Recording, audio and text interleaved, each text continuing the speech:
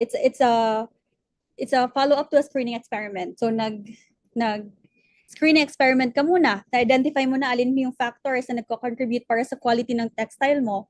Now, you want to identify alin dun sa mga factors ang mag-optimize, ang magbibigay sa'yo ng perfect or near perfect, no? Yung pinaka-desire mo na quality ng textile.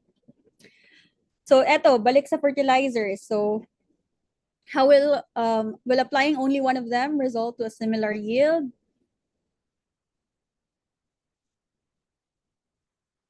Confirmation. And now you have here a system and it behaves in a specific way and it is consistent with with some theory or past experience. Itatest mo kung i-apply mo yung, if you have an existing process or system now, and if you apply it to another scenario, is it gonna be consistent? Is it gonna be the same? Are we gonna get results that are desirable? Kasi if in a bigger in a bigger scenario, kunyari manufacturing industry, nilipat mo, nag-scale up ka ng project mo or nag-scale up ka ng manufacturing project mo, and then eventually pala hindi kaya dun sa bagong location, hindi kaya ng manpower, hindi kaya ng let's say ng suppliers mo, hindi nila kaya mag-deliver ng amount of raw materials that you need, and magfe-fail siya. So you have to confirm that through experiment. Now, discovery, ito yung pinagdaanan nating lahat, no? So in grade school and high school, we discovered with the Mongo experiment na it needs sunlight for it to be green, for it to para mas mahaba yung height niya and mas healthy yung plant.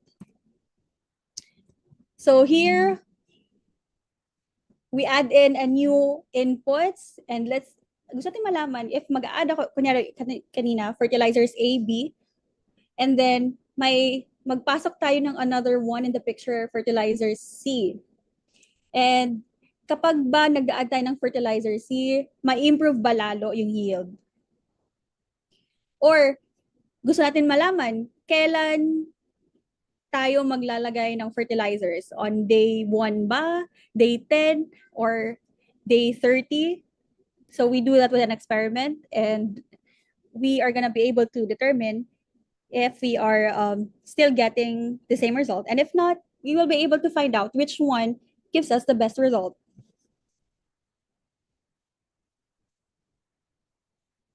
Ayan, in pharmaceutical industry, meron ba taga-pharma dito? In the pharmaceutical industry, scientists will constantly conduct yung discovery experimentations, no, for new materials or combinations, new formulations ng mga gamot.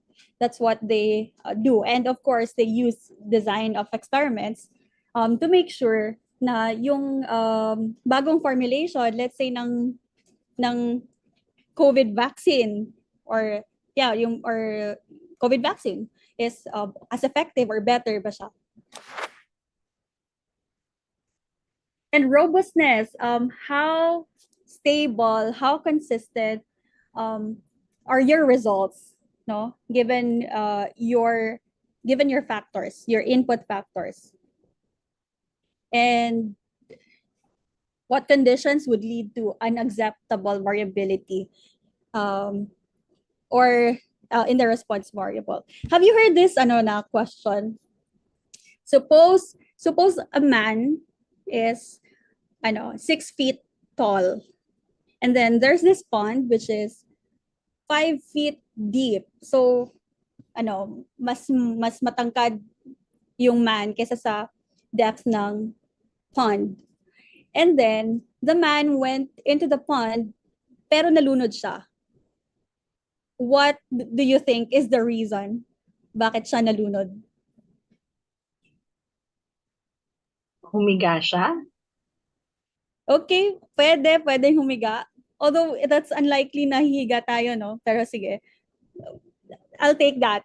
Another answer. Ay, sino yon? Sorry, hindi ko nakita kung sino. But This it's is a good Marel. one. Thank you, Marel. And mud counted on the depth of the pond. Yung mud, let's say hindi siya masyadong, it's not a big factor. Like kung muddy, may super muddy na parts, ano lang, hindi ko alam. Like mag Okay, I'm losing my words. May Bisaya po ba dito? Ano yung Tagalog ng unlod? For example, it's not a big factor. Ganun na lang. The mud is not a big factor. Pilay, pwede, pero still, ay naanay Bisaya. Hi. Um, pwede pilay. The man cannot stand up. Weight factor versus density. These are all really good answers, no? And actually, I did not expect to get these good answers kasi I used to ask this already before to other people, and well, I definitely got the humiga answer. But actually, think about this. Yung average, oh, I think I missed that word. Average height, average depth ng pond is 5 feet. Does it give you other ideas? If it's an average, if some parts of the pond may be deeper and maybe went Yes. Some parts of the pond may be deeper. Kasi average yun, di ba? So, may part na 7 feet pala yung depth, and then the other would be 4 feet. So, mag-average pa rin yun ng 5 feet. So, variability is very important to note. Kaya dito sa robustness, kailangan, gusto mong i-identify how much variability yung acceptable at unacceptable. Kanyari, dun sa pond, para hindi siya malunod, siguro kung yung variability is nasa, 0.2 feet, siguro hindi siya malulunod, no? Or less likely na malunod. Pero kung masyadong malaki yung variability, dapat hindi na siya pumunta sa pond at all. And it was danger. It was screaming danger. So thank you so much for your participation. And moving on, we have here also with experimental design, we will be able to determine how we can set the factors in the system that we can control to minimize yung variability nga transmitted into the response from factors that we cannot control very well. Actually, yung mga, let's say, soft drinks, yung mga soda na nabibili natin, hindi naman talaga equal lahat yan ng height. Pag tinignan mo yung bottle, i-compare mo, hindi equal lahat yan. Pero merong acceptable variability na hanggang saan ba siya pwedeng mag-differ dun sa actual na volume for it to be acceptable in the market. Yan. Nasa 1/5 pa lang ako ng lecture ko. It's already 2:42. So I'm telling you, 5 hours talaga to. I'm just kidding. I'll speed this up a bit. I'll lessen my segues, but again, feel free to ask if you have questions. So now, we have some concepts and terminologies. Okay, actually, I have to update this slide kasi it's hindi tama yung nalagay ko. But it should be here. So we have factors, input factors to be specific. We have controllable, we have uncontrollable, and then we have responses, and then hypothesis testing. I'm sure you've heard of hypothesis testing, and at some point you probably hated it, pero kailangan po siya. So, and then randomization, blocking, replication, interaction. These are some of very important terms in DOE. But it should give you like a good head start, no? If you really want to pursue experimental design. So let's begin with the factors. These can either be quantitative or qualitative, and a quantitative factor, this is one that you can measure, and on a numerical scale. So temperature, pressure, and time. And they can either be discrete or what's the other one? If discrete ay na-mention, for sure ma-mention din yung isa para niya tong pinsan, continuous. That's correct, Joshua. Thank you. So discrete factors, these can be determined by counting. And then yung continuous naman can be measured from a continuum like meter stick, no? Or dun sa thermometer. Ganyan. Yung continuum ng numbers doon. And then when we say qualitative factors naman, these are ones that yung levels niya, yung possible values niya, you cannot arrange them in order of magnitude. So we also call these categorical factors.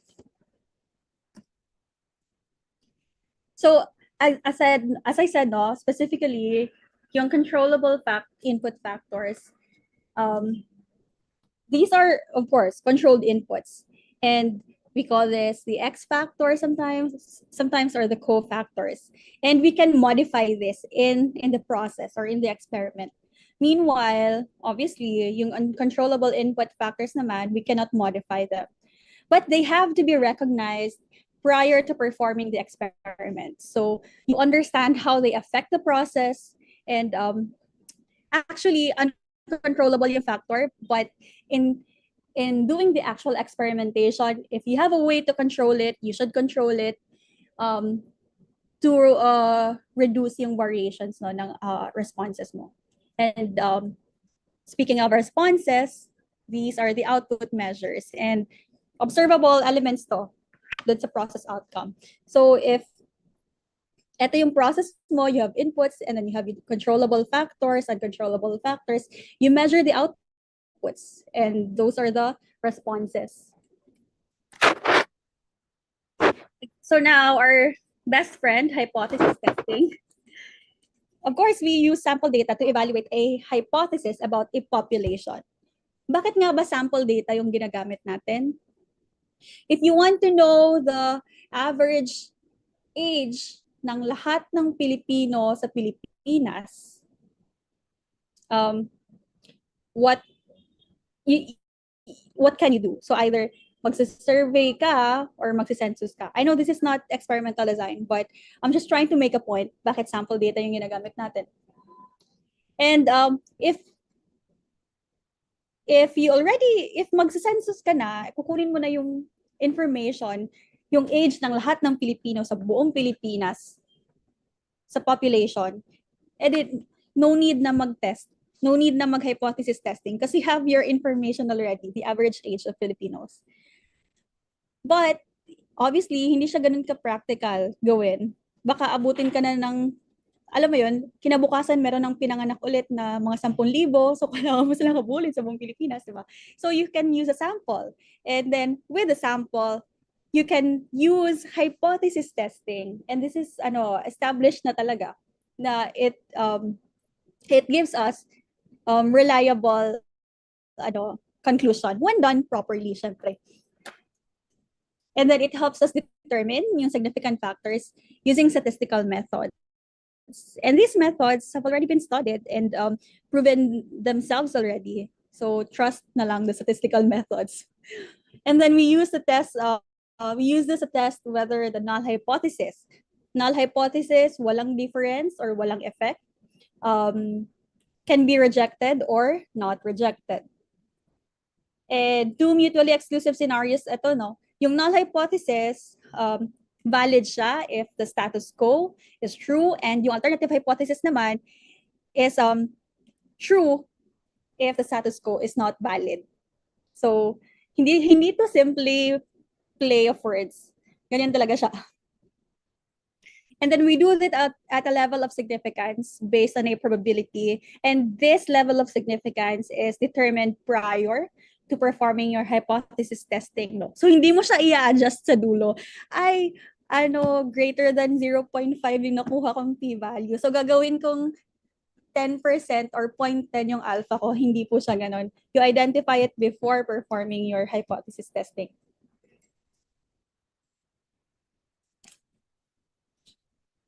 And then randomization. So obviously, this is a random assignment of factor levels no dun sa experiment. Like, um, kung yung factor mo, let's say, ay fertilizer dun sa Mungo experiment, yung factor levels mo dun ay uh, fertilizer A, fertilizer B, and isama na natin si fertilizer C. So, i-assign mo yun randomly dun sa mga itatanim mong munggo. And they should be used whenever possible and practical. So you want to eliminate kasi yung possibility of confounding effects na kunyari tatlong hilera no, tatlong hilera ng plots kung saan nagtanim ka ng munggo. And then si fertilizer A doon sa unang hilera, si fertilizer B sa pangalawa, si fertilizer C sa pangatlo. Ngayon si fertilizer C siya yung may best yield. Pero kasi pala, yung plot na yon before siya taniman, sorry for the lack of, words ko ngayon, pero kunyari, kinataihan pala yun ng aso. Or, alam mo yon iniihian pala siya. So, nagkaroon siya ng extra nutrients, yung plot na yon. And since hindi ka nag-randomize, akalain mo si fertilizer C yung may best na effect dun sa munggo. Tapos hindi naman pala. Kasi may ibang factors na hindi mo na-consider. Yes, tainted na siya ng ibang fertilizer na libre, no? And now blocking. So this we use to reduce or eliminate the variability naman transmitted from nuisance factors. Again, nuisance factor din yung ibang fertilizer na hindi kinonsider dun sa experiment.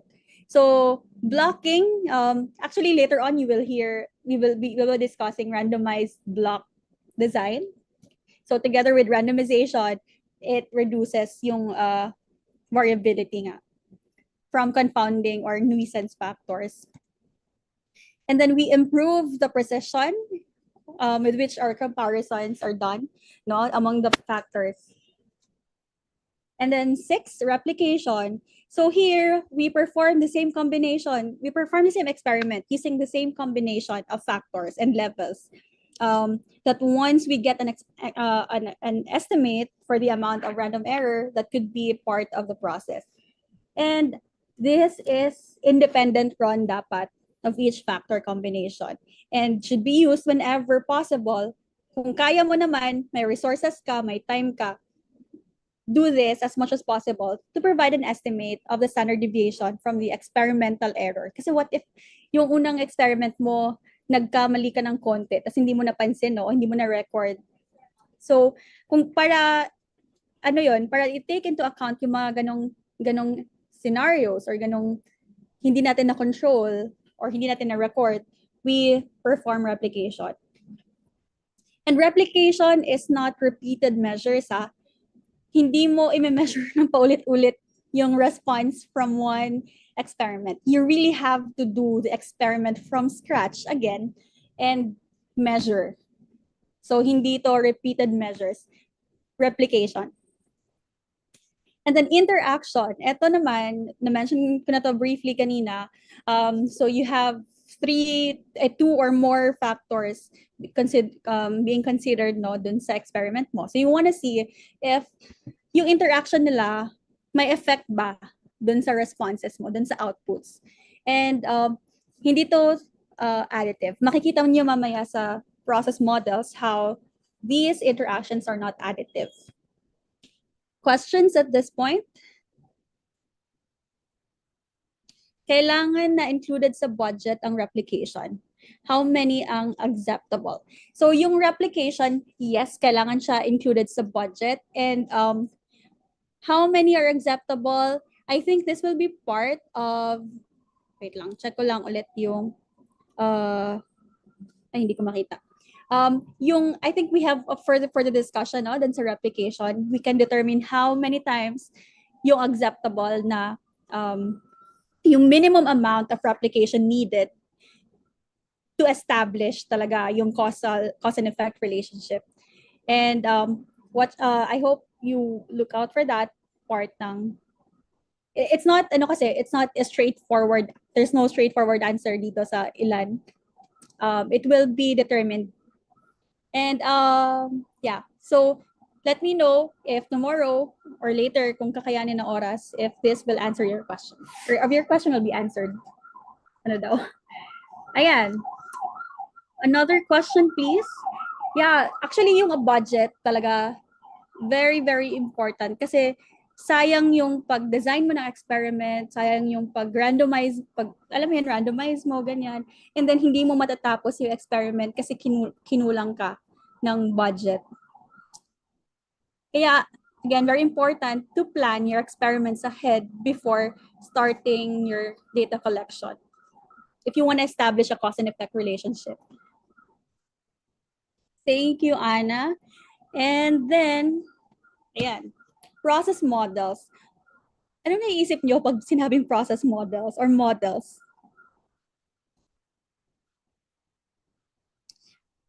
How to select appropriate significance level. Oh, significance level. Okay, so this is not related to process models, no? Actually, we commonly use 0.1%, 5%, or 10%. These are the common significance levels na ginagamit natin. The selection of these will depend, one, yung practicality, and two, yung design effect, magiging design effect, which is gonna be a lot more technical. So, gusto kong mag-speak more about yung practicality. Kasi for example, yung study mo ay, let's see, anong epekto ng, kunyari, meron bang feeding program ngayon ng government? Let's say, kunyari, for example, yung isang organization, meron siyang feeding program. Tapos ngayon, gusto niyang malaman if kung may ibabawas siya dun sa menu ng kids, kunyari mga school age yung mga beneficiary, no?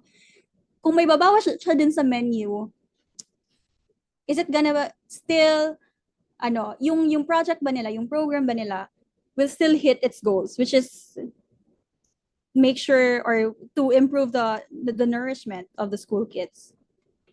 Ngayon, this is very critical kasi konting pagkakamali mo, it's gonna cost the, di ba, nutrition ng kids. So here, gusto mong babaan yung significance level mo at 0.1 para minimal yung error. Pag 0.10 kasi, masyadong malaki yung room for error, which is, what if no na reject yung null hypothesis mo. So okay, and then your result is like, yes, okay lang, tanggalin yung part na to ng menu. Tinanggal yung part ng menu and then eventually hindi niyo na hit yung objectives ng program niyo kasi hindi niya pala nami-meet yung nourishment levels na desired for the kids. And yeah, so it depends on how precise you want. Yes, that's correct. It depends on how precise you want and how much error do you parang acceptable. So magdedepende siya. It's here actually the determination of the significance level. If hindi ka sure, or especially if the study is very new, kailangan mo mag-seek ng expert opinion about that. So ano siya, non-statistical knowledge. Ayan. Train data to see if the model understand the data. This is machine learning, no? And you probably heard these models that some machine learning. I'll try to keep this short. I have a story dito sa models na to. Kasi before, I was a freelance tutor. So I had this client and the father country manager siya ng isang insurance firm. They were US citizens and then or taga Hong Kong sila, taga Hong Kongers. And then I was tutoring the kids. One time, the kids, we were having lunch and then first time yata yun na nakasabay namin yung dad nila. We were having lunch. And then the dad, of course, nasa insurance industry siya, no? So I feel like at some point or at some level, we have the same understanding sa mga terms. So nagtanong yung dad nila, sabi nila, so kasi stat nga yung inaaral ko. Sabi niya ng dad niya, so Jane, what do you want to do? Sabi niya. And me, I was still chewing the pizza na lunch namin. I was like, modeling. And then the kids, they really tried hard not to laugh kasi chubby ako, and then hindi naman ako, yung itsura ko, hindi naman ako same ng mga influencers sa Instagram. So, natatawa sila, pero they were trying talaga not to be rude. Pero nakikita ko talaga na pigil sila. But the dad, syempre, walang weird reaction because the dad understood what modeling I was talking about. Kasi when you are in statistics or mathematics or any related field, when we say model, these are equations. Yes, lost in context. So, yeah, buong afternoon hindi makapag-focus yung mga students ko noon kasi wala, andun na, stuck na sila doon sa brain. I explained naman later, but hindi na mawala sa kanila yung image sa head nila na magpo-model ako. Anyway, when we say models here, think of equations. Okay? So I hope that does not scare you. So here, no, the statistical theory underlying the DOE, design of experiments, it usually begin with the concept of process models. So yung mga controllable factors, let's label them X sub 1, X sub 2, up to X sub P. So we have P controllable factors, uncontrollable naman, Z sub 1, Z sub 2, hanggang Z sub Q.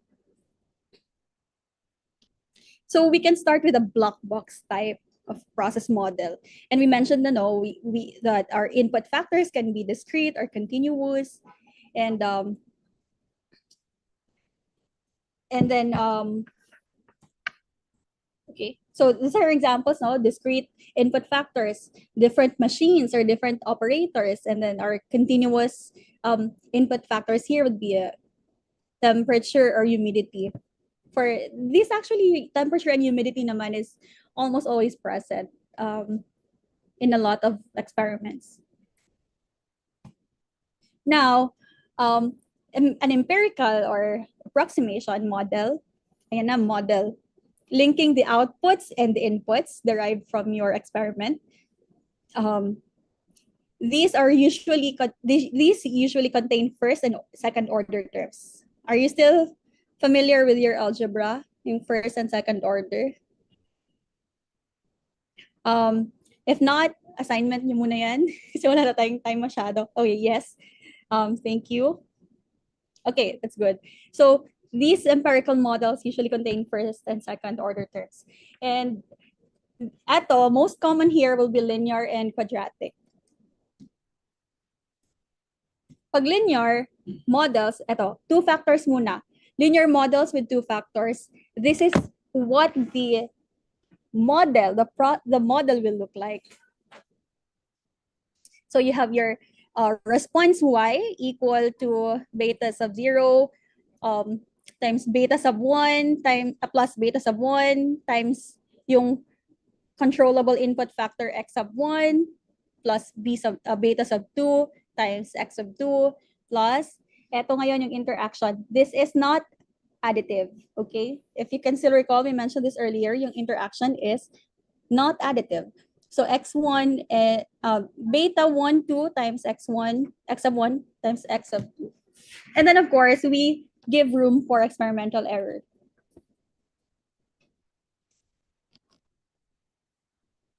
Ayan. So yung x1 times x2, again, I mentioned, no, these account for the possible interaction.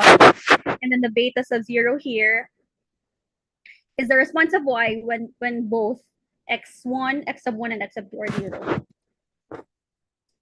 Now, let's have here the model for the linear model for an experiment with 3 factors and 1 response. Eto na siya. Ang bilis sumaba, di ba? Nagdagdag ka lang na isang factor, humaba na yung model mo. Hindi ko na lang babasahin yan. I think you understand what this is. And here we have three main effects terms. Yung main effects terms, ito yung x sub 1, x sub 2, and then x sub 3. And then we have 3. By the way, nakikita niyo ba yung cursor ko? Yes. Yes, okay. And then here you have your x sub 1 times x sub 2. This is a two-way interaction. Here, this is also a two-way interaction. Another one. So tatlong two-way interaction and then one three-way interaction, which is again not additive. And when you analyze your experimental data, all of the unknown betas here are going to be estimated, and all of the coefficients of x and the coefficients of x terms are tested to see which ones are significantly different from zero. So na-build mo na yung model mo. When we say build yung model, layman's term, i-estimate mo yung values ng mga betas. That's how you build your model. And then, after building your model, you still have to go through another hypothesis testing. And you are gonna test whether or not yung coefficient that ba talaga ng x sub 1. Kasi dito pwedeng may makuha ka. Beta 1 is equal to 5. X1, yun yung nasa model mo. Pero still, you have to confirm this with a hypothesis testing na yung coefficient ng x sub 1 ay hindi talaga zero. Kasi kung zero pala, ibig sabihin yung model mo, hindi mo siya pwedeng gamitin. I mean, if gusto mo na maayos no yung let's say application mo ng model, wag mo siyang gamitin kasi hindi siya reliable. And here, yung quadratic or second order. So yung linear, first order models yon. Dito sa quadratic, we have, we usually use our response surface. Later, we are gonna discuss, I'll discuss shortly, ano yung response surface. And it does not include the three-way interaction terms, but adds 3 or more terms to the linear model. Ito yung linear model, and then i-add mo tong second order factors. So, ayan, wala ka na nakikita ngayon. Diba kanina merong three-way interaction? This one, x sub 1 times x sub 2 times x sub 3 times beta 1, 2, 3. Ngayon, sa quadratic model, wala yon. It doesn't exist. But what you have is the square of the x sub 1, x sub 2, and then x sub 3 times their coefficients. And of course, we always account for experimental error. Ayan, that was quite lengthy. Questions? Do you have questions po?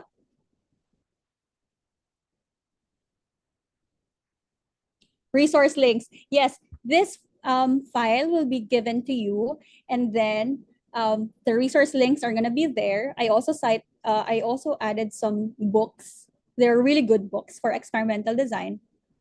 Saan po usually applied ang quadratic po, ma'am? Usually, we apply yung quadratic model for experiments like, let me think. Let's see. I cannot think of an example right now, but which is a really good question. And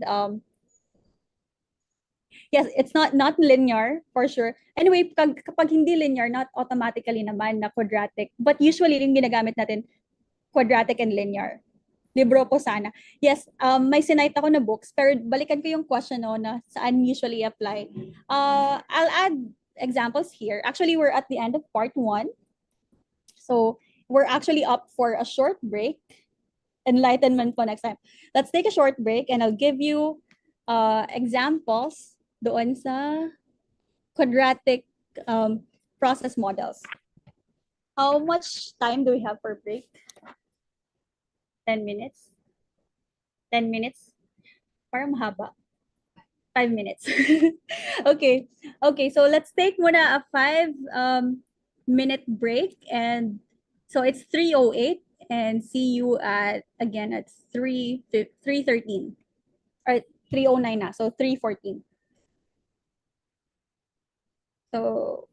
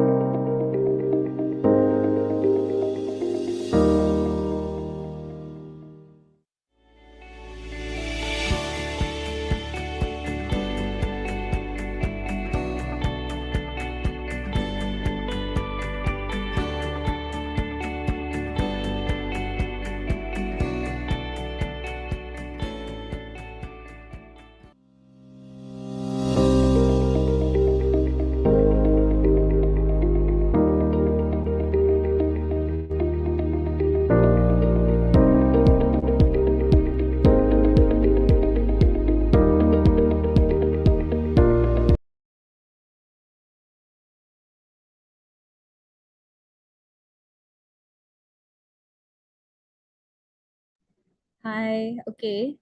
So I'll share my screen. Where's the... Huh? Ay, oo. Ayan. May video na. Okay. All right. And nasan yung chat?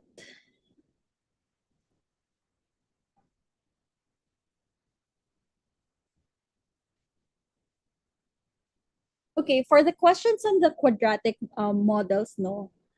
The first one,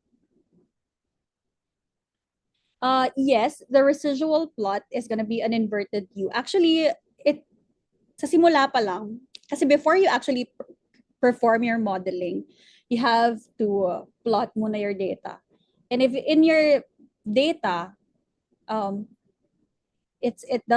yung plot mo is parang quadratic, then you should use quadratic. Actually here for second order model, no, or quadratic, usually you use this when you have three um three levels. Yeah, you can use this when you have three levels. But actually yung example mismo, when exactly to use this, marami, of course, I also search for answers. Marami examples, but I don't think I can explain this as properly right now. So if you give me permission, no, after the second lecture, I'll give you a better answer. And including na rin yung, if it's applicable to some education research, like two sets of respondents, control group and uncontrolled group. Let me think. Control group and uncontrolled group. And if your responses, yung levels mo,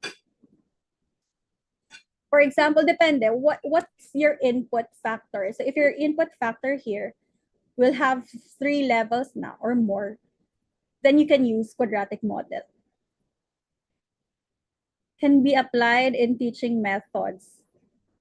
I'm not sure in teaching methods, or do you mean like in research, like research on teaching methods? Similar po ba dun sa first, yung may controlled and controlled group? So you devise a new teaching method. This is how I think it is. Yeah. So similar lang dun. Chem analysis, for example, temperature, and you have another factor, no more than two levels, then you can use quadratic models. But again, I'll give you a better example on this after the second lecture. For now, I want to proceed. Then sa part 2, which is the steps in doing your experimental design. Okay. So, okay, our learning objectives here is for you to identify the steps and to be able to enumerate the important things to consider when planning or running your experiments, and provide an overview of usage of graphs or plots in analyzing experiments.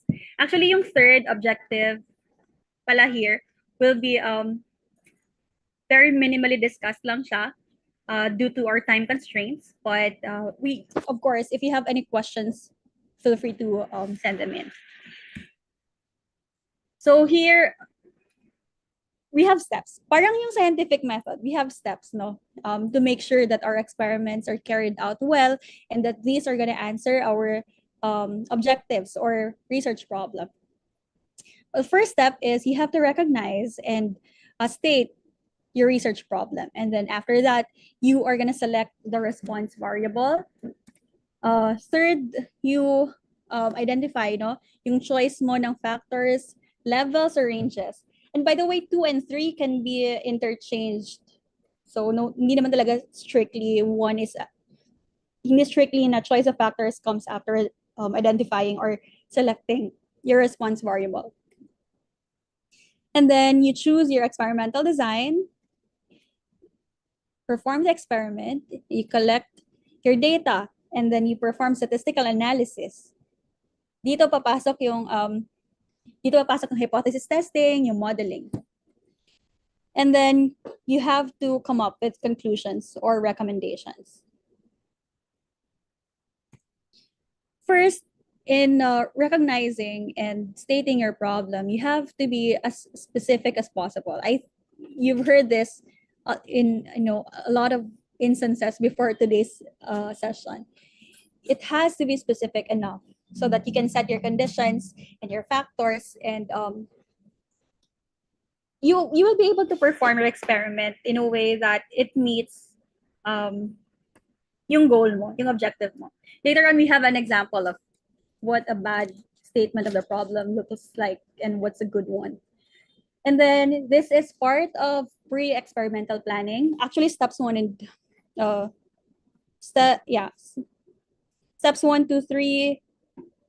These are pre-experimental plans, and we carefully identify the problem, and we specify the here. You have to develop all ideas about the objectives of the experiment.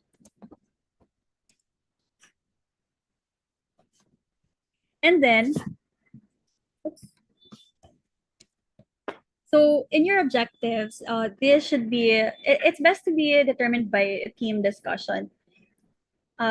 Usually, when you were conducting your thesis, you were discussing this with your, if you were doing it in groups, you were discussing it with your group mates, and for sure, your advisor also had to pitch in ideas about it. No, I think sometimes it's the advisor who approves yung objectives. And this should be written down. I mean, best practice lang. You have to write it down so it doesn't get lost. And you have to discuss it objectively. Alin yung talagang very important. Kasi minsan you can have so many objectives. Like an experiment, you have an experiment in your mind, you have a research study in your mind, and you want to maximize it as much as possible. And now, sobrang daming objectives na. So, you will have to determine, kailangan mo mamili, alin doon. Kasi again, lahat naman na experiments, may time constraints, may budget constraints. So, you have to consider those. And, yeah. Now, in the selection of your response variable, kailangan mong i-include talaga yung relevant na response variable. For example, doon sa textile example kanina, you have the response variable could be how much time does it take for the color to fade from one shade to another, how much weight can the fiber hold before siya maputol. What else?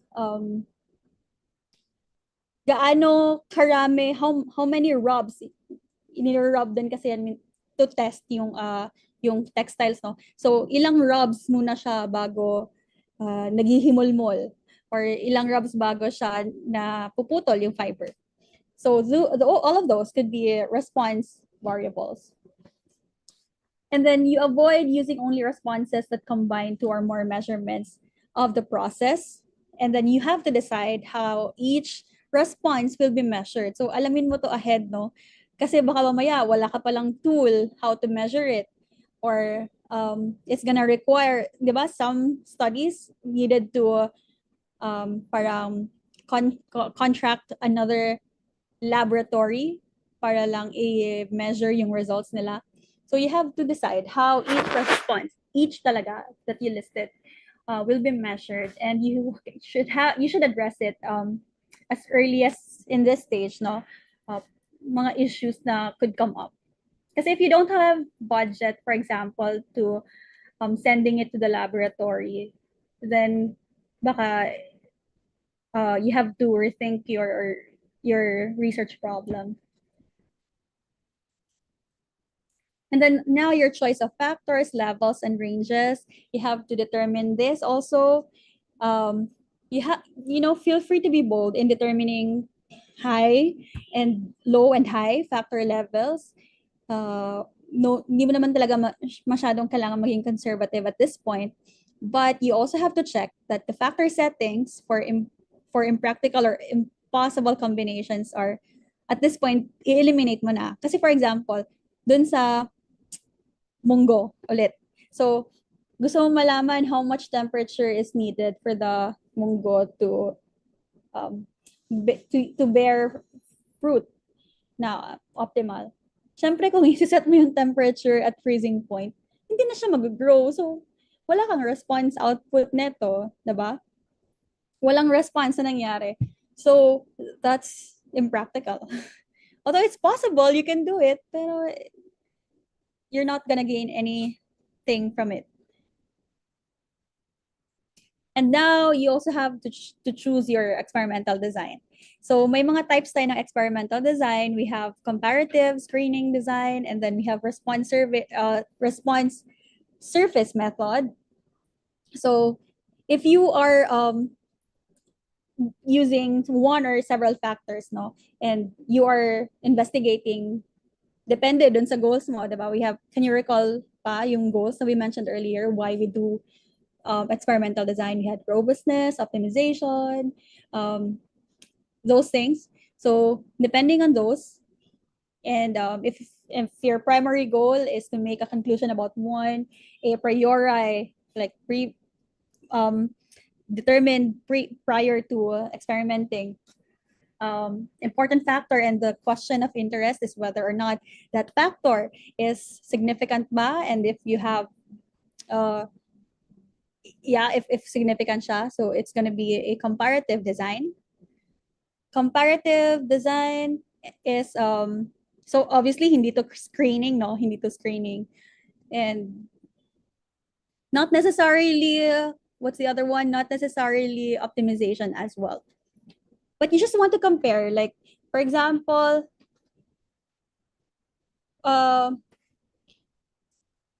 let's say yung new formulation, pharmaceutical industry. So there's a new formulation for a certain medicine, type of medicine, that's, let's say, pain reliever. You compare if the new pain reliever, does it give the same, at least the same effect ba doon sa existing or not? And then another is if your primary purpose naman is to select or screen. Now here, if it's a screening, if you're doing it to screen out the few important you have many effects, you have many factors, gusto mo lang i-determine alin doon yung talagang may effect doon sa responses mo, sa output, then you have screening design effect. And we also call this the main effects design. Third, we have here the response survey method, the RSM. So here, if you want to find or improve or optimize your process, you do this, you use response surface method. Or gusto mo i-troubleshoot yung problem sa isang process and identify weak points or solve these weak points, you also use RSM. And if you want to make a product or process more robust against external, non-controllable influences, so syempre, you also use a response surface method. Here, another design here, mixture design. Ito naman, kailan mo gagamitin? If your factors are proportions of a mixture. Kunyari yung fertilizers kanina, di ba? Like, what if 70% ni A, 30% ni B, and then, or another setting would be 50-50 sila. So, you use a mixture design. And then, last, yung letter E natin, if you want to model a response as a mathematical function naman, and a few, okay, this is very important, continuous factors, and you desire good model parameter estimates. Again, dun sa model kanina, if naalala niyo yung mga betas, yun yung parameter estimates natin. Then you need the regression design. So we have 5 at this point. If you could still remember, we have the comparative, the screening design, the RSM, mixture, and the regression design. So how do we choose a design? So based on the number of factors and based on kung alin siya doon sa tatlong designs or objectives, we have here some suggested designs. Or if you have only one factor, so we have one factor completely randomized design. And here yung ano mo is comparative yung objective mo. For example, yung sa education kanina dito, 2 sets of respondents, controlled, uncontrolled. So you can use one factor, completely randomized design. If it's just one factor yung input, no? Let's say yung class schedule. Yung class schedule ba may effect dun sa learning ng mga bata? Or and if you have 2 or more factors, we recommend actually 2, more than 2, if the objective is comparative, mag-randomized block design ka na. And then if the screening is, the objective is screening naman, screening the factors. So if you have, well, kung man-notice nyo, pag screening objective or response surface objective, wala tayong recommended na design if there's just one factor. Kasi nga, di ba, pag screening, i-determine mo alin doon yung nagko-contribute ng effect dun sa response. Or pag RSM naman, optimization. So you have to have at least 2 factors. And if you have 2 to 4 factors, then you use full or fractional factorial. If you have 5 or more, you fractional factorial or the Plackett-Berman kapag screening yung objective. And then RSM or response surface objective mo, yung objective mo. So 2 to 4, you use the control composite or Box-Benken. And then if you have 5 or more, you screen first. You reduce the number of factors. So nasa RSM ka, gawin mo muna yung screening muna. Kasi masyado nang marami kapag 5 or more. So baka naman sa sobrang dami nila and may iba pala doon hindi naman na talaga nagko-contribute na wala na talagang effect. And I mentioned this also earlier na yung optimization is usually a follow-up doon sa screening, sa screening design. All right. And then now you perform the experiment. So you have to execute your experiment according to the selected design. And then you also make sure that you observe, you monitor, and report any important moments during data collection. Kaya may iba na natutulog na sa laboratory if the experiment is a wet experiment. And then also prior to conducting the experiment, you run muna a pilot test to rule out any issues that might arise during data collection. Kasi may mga instances talaga na may mga, let's say, may mga nangyayari during experiment na hindi mo ma-foresee elbow. during Tama. planning. Yes po? Sorry? Ultimo water closet. Is this a question? Probably not. So, yun. And then the statistical analysis. So, here we are now fitting the model. No? We're building the model for the experimental data that we have. And if it was designed correctly, and again, it's very important to identify when to use what. Hindi pwedeng, ito lang kasi yung alam ko, so baka pwede na to. I-check mo muna if it's actually applicable to your experiment. So when you did your experiment according to aligned to the experiment, aligned to your objectives, then now let's analyze your data, and we can use different software packages for this. Actually, for some experiments, Excel is already enough to be able to analyze your data. Others, pwede mag-R, actually madami, Python and other programming languages. These basic steps here, when you analyze your data, first and foremost, make sure to plot muna your data. And then you model it, and then you test and revise the models, and then you interpret the results, and after interpreting, confirm mo your results. And when you're done with all of this, you're now ready to come up with your conclusions and recommendations. And so, and after doing your experiment and performing your analysis and drawing your conclusions and recommendations, some researchers would like to publish the results, their conclusions, and Yeah. And in presenting, actually yung last step talaga nito is to present your data. You present your results. So you have to use the proper graphical charts, no? And yep. So you have to use here the proper graphical methods. You, hopefully alam nyo when to use the pie chart, the bar chart, the line chart. For example, if you have a time series data, you're measuring temperature like throughout the day, then you should use a line chart, like a line chart for that. If it's proportions, you have to use the pie chart. If these are, let's say, growth,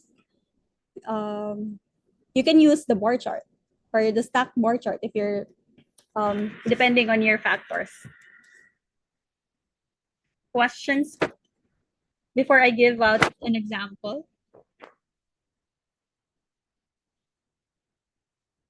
Okay, so I'll take it as none. Yeah. So example in designing your experiment. So step one, recognize and state your problem. So if there's a good problem statement, there's also a bad problem statement. Here, the first one, what are the factors that affect the growth of mung beans, mungo? Why is this a bad problem statement?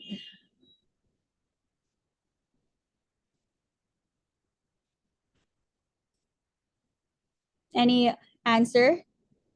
Yes, too general, it's not specific, it's really bad. That's correct. And yeah, too broad. Another way to state vague, tama. So a good way to state this problem is you identify the factors and state this in your problem. Do sunlight, temperature, soil type, soil minerals, and water affect the growth of mung beans? So mas specific na siya. Looks like did not do literature review. Yeah, yung first example. And objectives here, I've put two objectives. For example, no, one would be to determine whether sunlight, temperature, soil type, and water affect the growth of mung beans. Another objective, to determine the best combination of soil type and water concentration to get the best yield results of mung beans. So you can have multiple objectives for the same problem statement, or you can have one. Up to you kung ano, kaya siya ng capacity mo. You have the time, you have the um, yeah. Yes? Okay. I'll proceed. So, yan, ito. Ito na talaga, yung, we will follow this in the next 4 steps, no? Dito tayo mag-revolve around, is there a specific combination of soil type and water concentration to get the best yield result of mung beans? Dito tayo mag-focus na problem statement. And then our objective will be to determine the best combination of soil type and water concentration to get the best yield results of mung beans. Anong klaseng objective to? Can you recall our 5 objectives kanina? We have the screening design, the screening objective. We have the response surface objective. We have the what else? We have the mixture objective, regression, and yep. So among the 3, etong 3 na lang, comparative, screening, or response surface, alin dun sa tatlo nagpo-fall ang problem statement na to? Mixture, that's correct. So mixture is also under the response surface objective. Mixture is more specific, no? But yes, it also falls under the response surface. So we want to find, this is optimization, right? Optimization, response surface agad yung associated with the response surface. And then, now we select the response variable. I listed 2 here. Weight of the beans, size of the beans, what else, what another response variable should we include?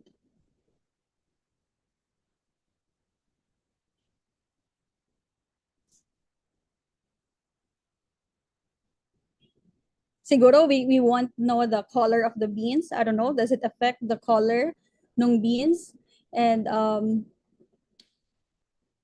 yeah, number of beans per germination percentage. That's correct. Oo, maganda yan.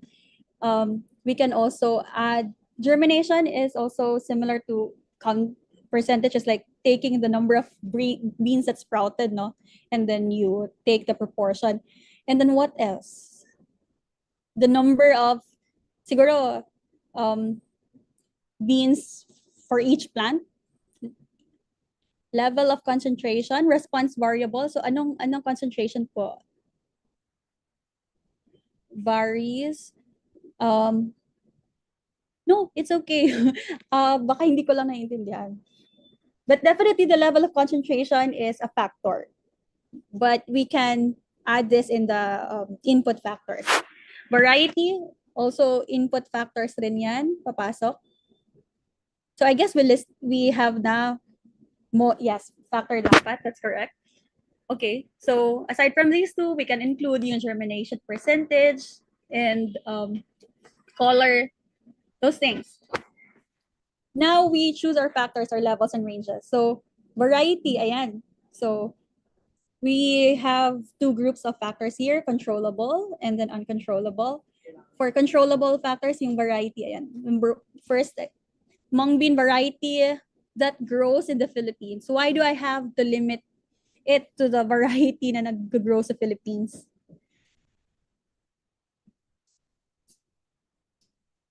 So this part will actually require some literature review, no? You have to identify kasi yes, yung resources mo, it's one way to manage your resources. And so here I listed, so ilang levels to? We have 1, 2, 3, 4, 5. 5 levels. Pag-asa 1, Pag-asa 3, BPI MG1, BPI MG9, Mabunga. These are only some. I just picked them out. Kasi of course, you have to limit, no? You can really put all of them. Kasi may iba. Yes, may ibang varieties from other countries. Then we have to make sure na tutubo siya habang you're doing the experiment here in the Philippines. Or if you're doing the experiment somewhere else in the world, then feel free to, update the list, yung levels mo. Soil type, I listed here some: sandy, clay, loam, or peat. Water concentration, 10%, 20%, 30%, hanggang 50%. But again, if gusto mo pa itaas, 60, 70, or 85, feel free to do so. And naalala nyo kanina, sa objective natin, meron lang talaga tayong determine lang yung soil type and water concentration. Pero here we have other input factors. We have to consider these other factors kasi to make sure that we reduce, again, the variability and the reliability din ng ating data later on that we are going to collect. Uncontrollable input factors. So here, temperature, amount of sunlight, yung existing levels ng minerals sa soil na ginamit mo. But although these are uncontrollable input factors, for the sake of your experiment, you can actually control this. How are we going to control yung temperature? Na para yung hindi siya magbigay ng variability dun sa output mo. So I'll give an answer ha. For temperature, dun mo i-conduct yung experiment mo in one place lang. And then some people would use the greenhouse para mas level yung temperature ng lahat ng plants in the experiment, lahat ng units dun sa experiment mo. Yung amount of sunlight, you have to also control this. Kasi make sure, no, kasi baka may ibang munggo na tinanim mo under the shade, tapos yung iba is super exposed sa sunlight. So you have to make sure na evenly, exposed. So, matatanggal mo yung variability from that factor.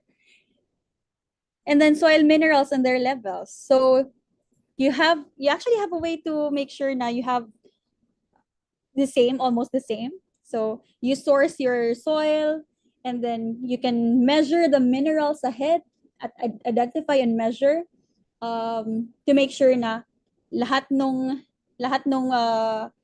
experimental units mo are planted in the same kind of soil, or the same, or soil with the same amount of minerals and levels. Yes, you can test the soils first. Di ba now, amount of sunlight can be controlled now using LED lighting? Yes, I think that is true.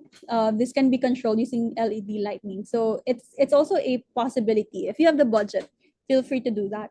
Isolation, screen house, probably screen house. I'm probably hearing it wrong. Yeah. So you're doing really well. And I want to move on to the fourth um, part. So now we have to choose our experimental design. So yung objective natin is what?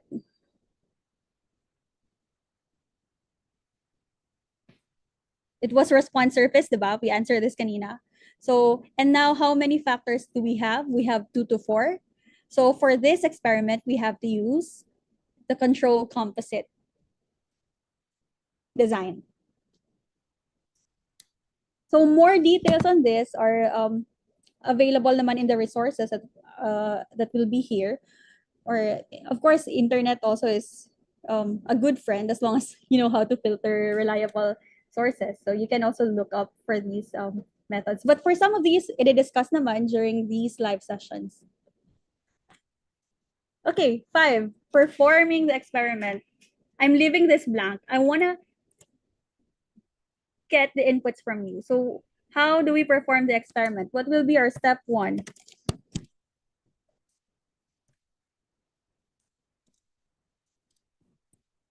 Actually, we don't have time na so much. Okay, so I limit this. Nasaan ako? Current slide. So, we source out our beans. And then, yun kanina, you test the soils first. You make sure na ready yung soil mo for your, where do we need to get the beans? How many and when? That is, yeah, so where, how many, so that is gonna depend yung how many, that is gonna depend on your control composite design, experimental design. And then, okay, so now you are gonna use, these are gonna be randomized for sure. And if you have, of course, the capacity, pwede ka rin mag-replicate, no? Kasi as much as possible, you replicate talaga. And in doing this, so you plant your mung beans on the same day, ha? Kasi we don't want to get, we are gonna reduce yung mga nuisance variables. So you plant them on the same day, at the same time as much as possible. And kapag you water them the same amount, depended on kung anong concentration. So if the concentration for this specific unit, if the concentration dapat dito ay 10%, make sure you water that with 10% lang na level of water on the occasions that you water. So you water mo sila at the same time, and then again, depende yung concentration dun sa design mo. What else do we need to take into account here?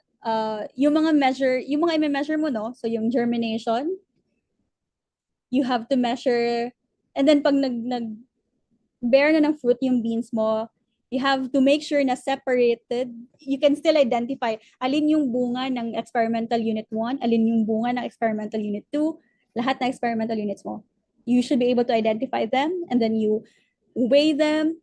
You take the sizes, you measure the sizes, you can indicate the color if you want, record all the response variables that you identified earlier.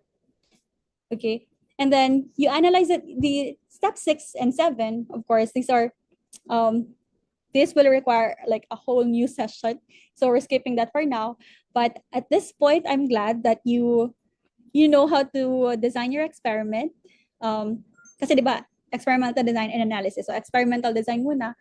It looks like a lot of you now can design your experiment. You can identify your objectives and categorize your objectives. And that should be able to help you na in the next topics. So before I let you go, do you have any more questions?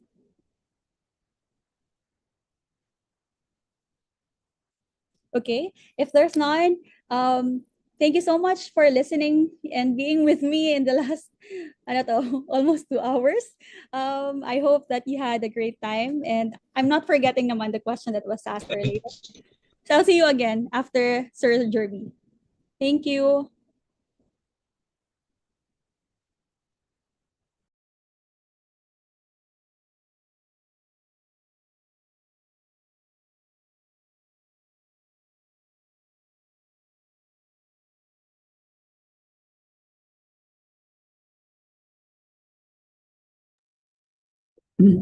Hello, good afternoon, everyone. Can you hear me? Can you Yes, Sir react? Jerby, we can hear you. Can you hear me? Yan. I hope you still have brain power for this part of the session. So, kala ko bukas na ako eh. Ayan, so we had an overview about experimental design. Think sobrang lalim ng introduction. I mean, sobrang ang dali intindihan, di ba? Mas ngayon nung nakinig ko siya, parang mas na-appreciate ko yung experimental design. So, thank you, Miss Jane, for that. So, sige, let me share my screen.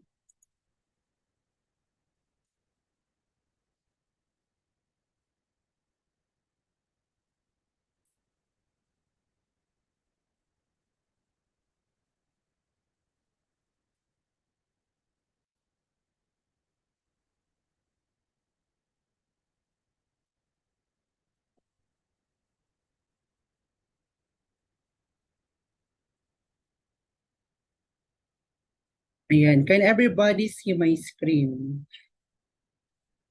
Ayan. So, kung kanina naka-slideshow, ngayon naman, as you know me, Excel person. So, we will be doing this in Excel kasi may analysis din tayo dito. At the same time, yung nabanggit kanina na residual plots and plotting of data, di ba nabanggit kanina na when you analyze data, it should be the first thing you do, you explore your data. So, that's why we are in Excel. Ayan, so for this module, for module 2, so we start already with, so nag-design na kayo ng experiment sa module 1. So na-consider nyo na yung mga factors and yung mga response variables nyo, yung mga independent variables nyo or factors. So dito, we will analyze the data already. Okay? Although, we will still have introduction about the first experiment design that we will discuss, which is the most basic, the completely randomized design. So ito yung pinakasimple. So we will practice analyzing the data using Excel. So para ma-apply natin, naalala niyo pa ba yung mga lessons sa SP201? So yan, i-apply natin yon. And also, kung kaya pa ng time later, or kung hindi baka tomorrow, we will also do the counterpart in R. So that you also know, so aside from doing it in Excel, knowing the nitty-gritty behind the analysis, yun, we are privileged to have software like R to hastily analyze our data. Not really hastily on the negative side of haste, but more on the convenience it offers. Sige. So first one is yan. Steps in DOE analysis. So overview lang to. And ano lang to, so that you have the whole picture on the steps to do when you are analyzing your data. So yung first step is look at the data. Ayan. So ito yung nabanggit kanina na you should explore the data first. statistics yung tawag namin to. Isang subject namin to sa stat. This is the exploratory data analysis. So lahat yon ang ginagawa namin, nag-graph lang kami ng data. So this is useful if, di ba, hindi mo alam kung clean ba yung data mo or not. So when you look at the data, you have opportunities to see kung may outliers ba, and kung may mga typos ba, and so on. Ayan, and you can construct as many graphs as you'd like. The second one is create the theoretical model. Ayan, so ano bang meron dito? So when you design your experiment, nabanggit din kanina, diba, that when you start a study, you should have consulted a statistician first para, when you design it, may idea ka na kung anong analysis yung gagawin mo. So, with that, you can have your theoretical model already. Kasi for example, in your plan of analysis, you decided to use regression analysis, then you already have an idea on your model, maybe from related literature or previous studies.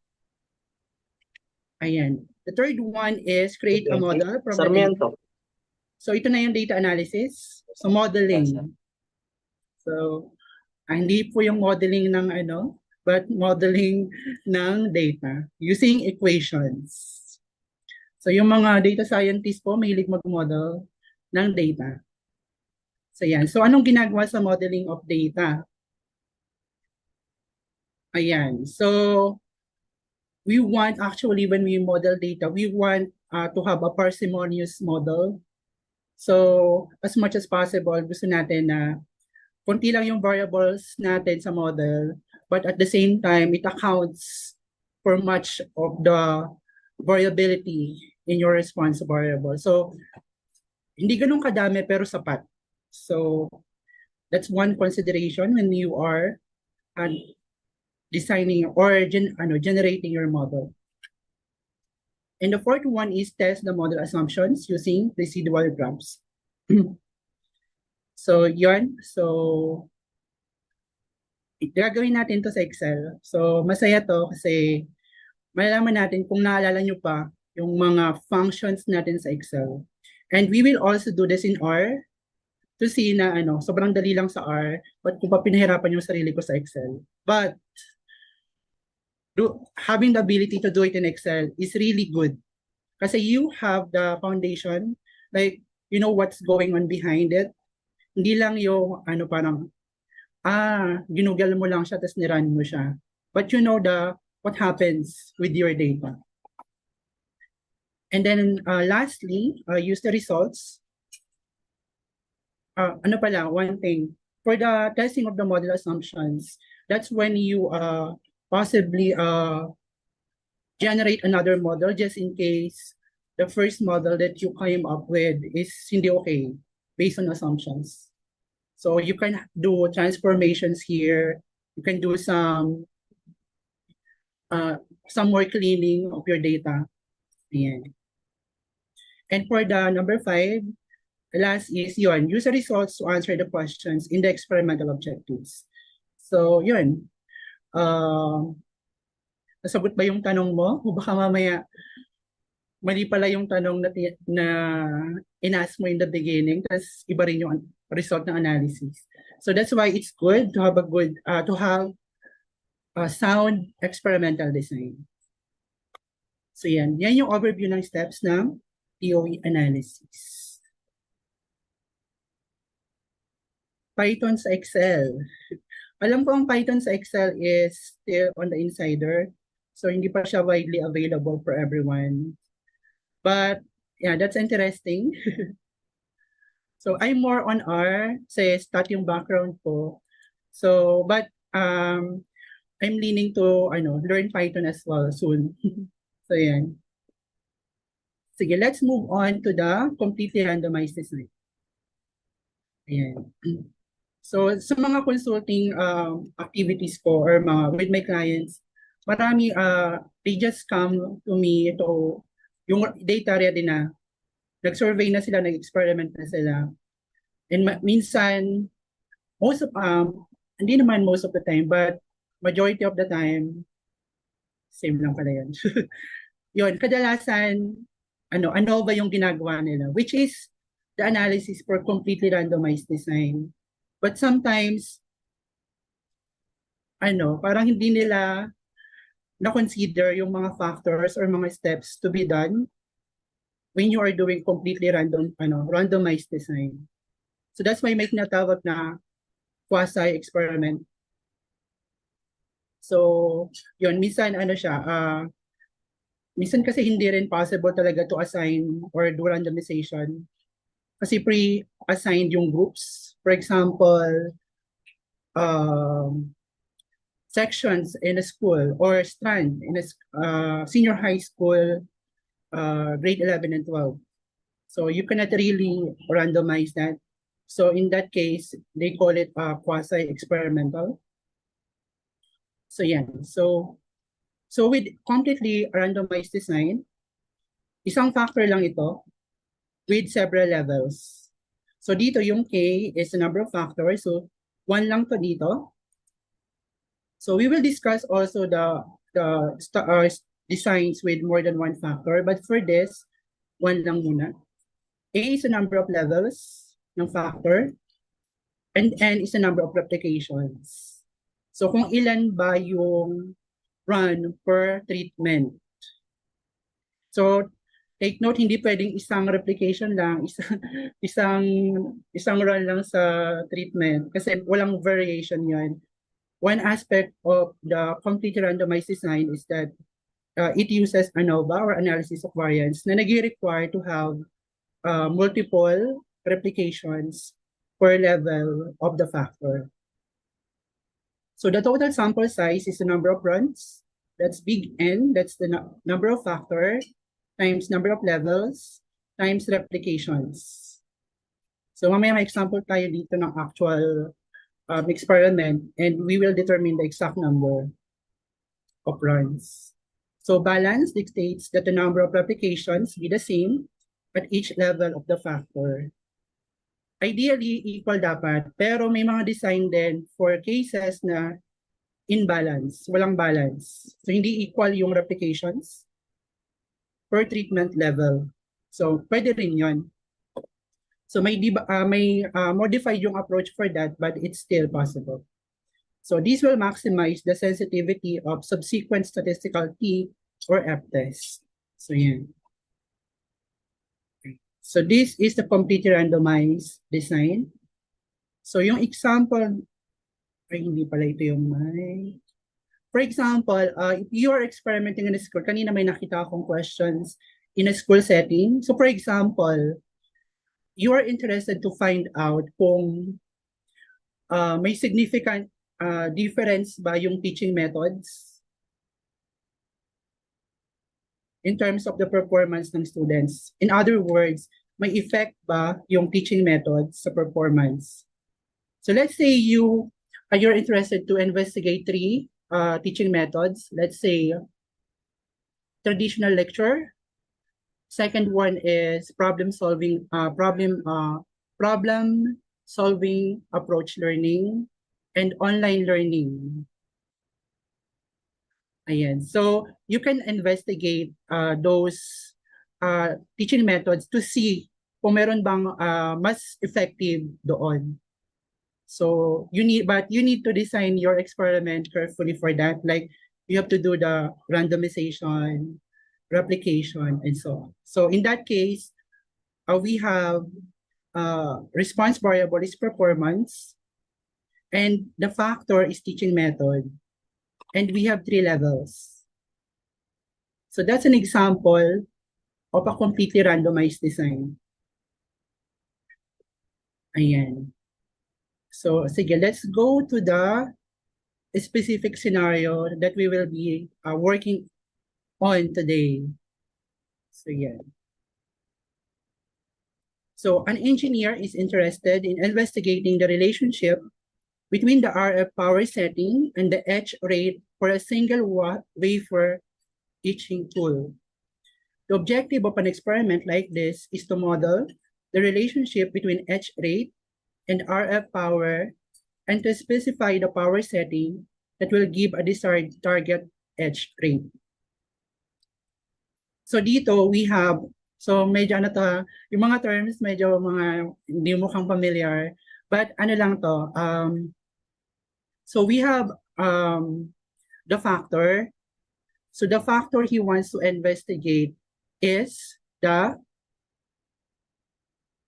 RF power setting. RF power setting is, this is a power, it's like what powers the tool, radio frequency power setting. So it's either 160 watts, 180 watts, 200 watts, and 220 watts. So the engineer wants to see kung may effect ba yung level ng power setting sa edge rate. So yung edge rate, siya yung uh, sorry, medyo ano to ha. Kasi ano to, sa semiconductor manufacturing to. So yung etch rate is the depth or thickness of material being removed from the semiconductor wafer surface in terms of angstroms for each second of the etching process. So ano lang to, yung may removal of certain material from the semiconductor. So the higher the rate, the more material it removed. Ayan. Then RF power, so what supplies energy in the etching process. So gusto niyang malaman kung may relationship ba sila. Does higher power setting produce higher etch rate? So yan. So ito yung data nila. So yung RF power setting, the 160, 180, 200, and 220. Ayan. And these are the data gathered from the experiment. Ayan. So one advantage ng experimental research is that maliit yung sample size mo. Di ba pag survey, usually ang dami mong respondents. Gusto mo mga more than 30, 100. And most of the times, magulo yung data. So dito sa experimental design, naka-table form lang siya na ganito. And you have the data. So for example, so sa treatment, first treatment, 160 watts. So the first run, we obtained 575 etch rate, and so on. So we have 5 runs, replicates per treatment. Ayan. So we can fill out the table. So the total, so we just use function sum. May mga shortcut to, but let's just use the functions for now.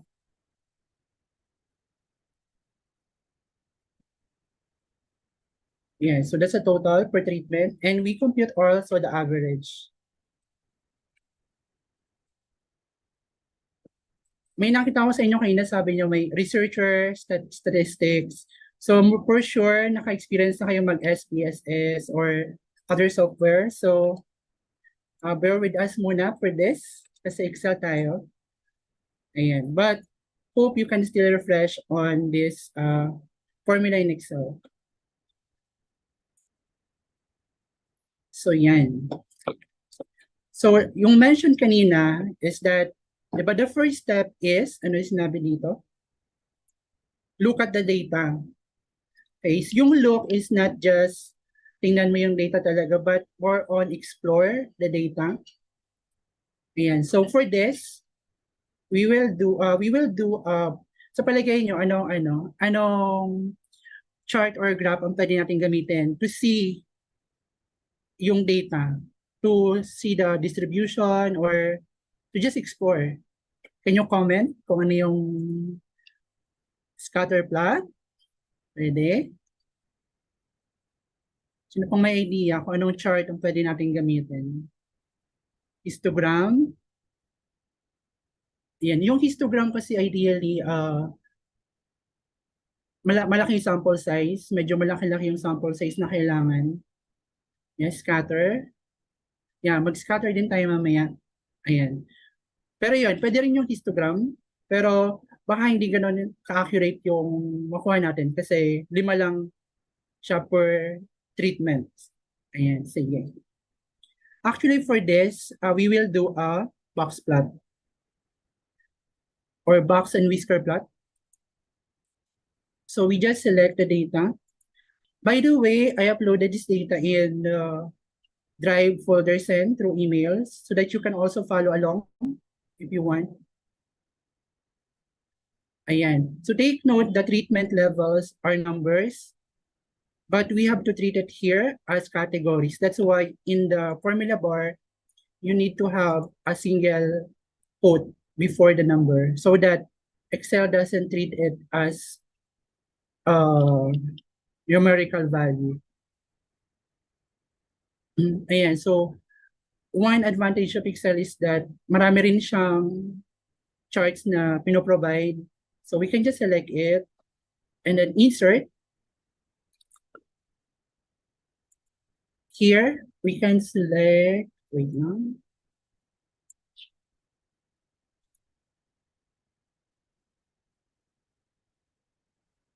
So insert, and then charts, all charts. We can select the box and whisker. Ayan.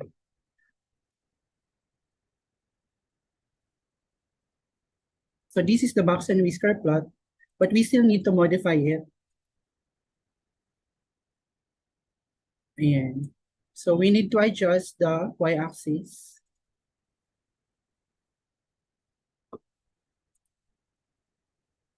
And make the lower bound to 450.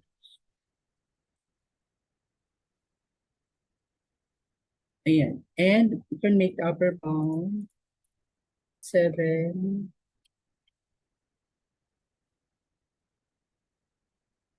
Ayan. So what can we say about the data? Kasi kanina, di ba, we have, actually if we go back to to here, the means, just looking at the means, di ba, we can see, 551 sa 160, 587 sa 180, 625 sa 200, and 707 sa 220 watts. Parang pataas siya, no? Di ba? Parang may pattern.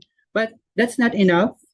Kasi you still need to see the bigger picture. Kasi possible na may outlier dyan, kaya nagtaas siya. And any other factors. But here, based on the box plot, what can we see? Mukha ba talagang yung mga different power settings produces different edge rate?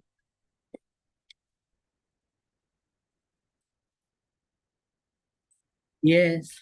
Yan. So, nag-i-increase siya. So, exponential ba to? Medyo. But we need some more data to say that. Kasi we don't know if this will go straight line or will curve upwards. But generally, there's a trend. It's an increasing trend through the different power settings. So as the power setting increases, the edge rate also increases. And also one thing is that may outliers ba tayo? I think we should make this bigger. Ayan, parang ayan, walang outliers. So medyo okay yung data natin. Ayan, so ayan. So that's for box and whisker plot. What other charts can we use?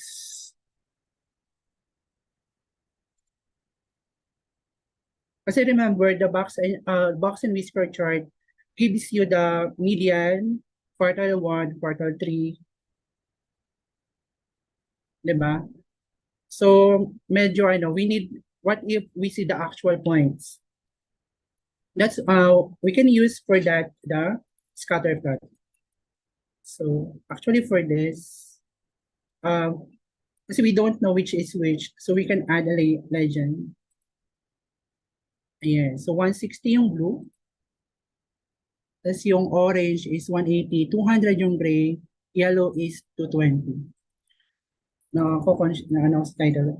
Let's put a title to this. So this is average edge rate for RF power set for treatment.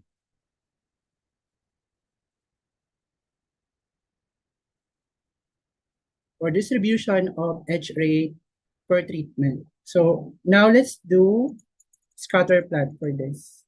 So same procedure, you just highlight the data. So that's a convenience na yung data mo is contiguous, kakatabi. So you can just select it first before you insert a chart. So let's say we want to have a scatter plot. So ito yung scatter plot. Medyo hindi maganda.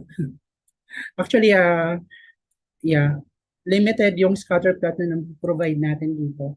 And we notice na parang mali yung kaniyang axis. So we need to switch row and column. And hindi niya na-capture yung treatments. So naka-series 1 siya, 2, 3. Yan. We can explore like select data and change this one, but although the 160/180 is here, it doesn't reflect. So it's a limitation for Excel. But we can see here, again, let's make the points more pronounced by adjusting the y-axis minimum. That's 450 as well. Ayan. So, consistent with the first chart using box plot, medyo uniform yung spread ng data. And talagang mas mataas yung levels ng higher RF setting. So, yan. So, that's for look at the data part of your DOI analysis. So, marami pa kayong pwedeng gawin. You can play with your data. Sometimes kasi, the chart you get from a specific method is not convincing. So, that's why sometimes you think of like, I'll try everything. So, okay yun. Okay yun. Just to be sure. Ayan. Ayan. So, that's the chart. So, okay yung data. Mukhang clean, walang outliers. And we can have, parang strong reason to really, believe na may relationship. But, that's not enough. Ayan. Kapag nagpa-publish ka ng paper or you're presenting to your boss, o pwede sa boss mo, baka okay yung ganito. But, pag kasi sa research or sa mga journals, they need to have quantitative analysis, hypothesis testing. So dito na papasok yung hypothesis testing. Do we have sufficient evidence to conclude that there is a relationship or that there is a significant difference? So yan. Yan yung sasagutin natin with the analysis, which is, here we will do one-way analysis of variance. So, for sure, sino nang nakagamit ng analysis of variance before? Heat chart. Ang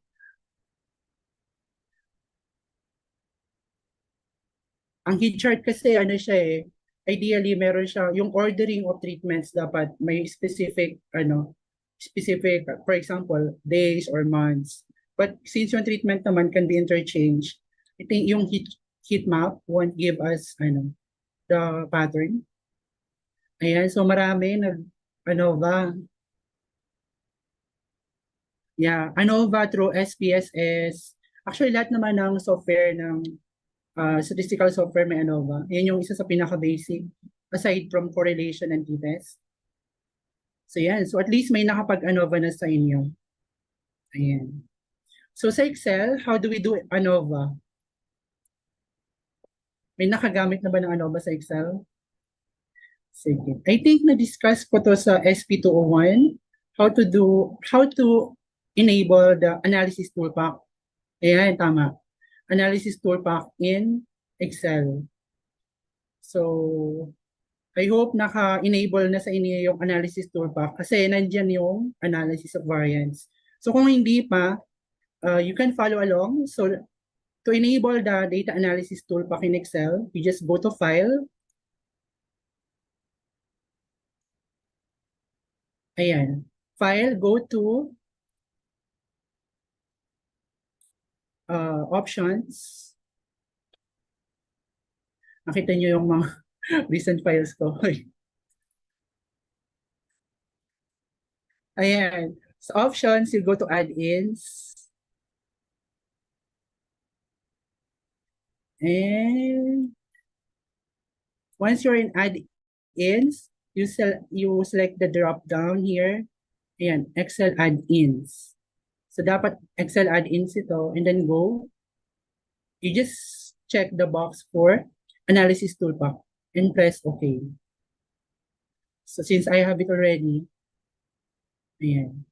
So wala naman nagko-comment, so I think everyone has analysis toolpath. Sige, how do we do analysis of variance in Excel? So, sige. So if you have the data with you, you can follow along or you can just watch na lang and do it later. So go to data and select the data analysis tool po. Ayan. So you find ANOVA single factor and okay. So yan, just fill out the the fields. So the input range, so that's our data. So you don't need to select the first row for the headings. And then, since yung arrangement ng data natin is naka-horizontal, that is grouped by rows. Kasi yung treatment natin nasa first column. So, check rows for group by, and then labels in first column. So, ito yon yung 160, 180. Labels yon. And that's formatted as text as well. And then we select the output range.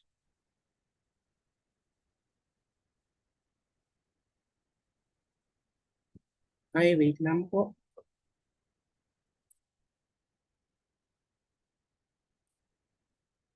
Sige, let's do the ANOVA here. So again, data analysis.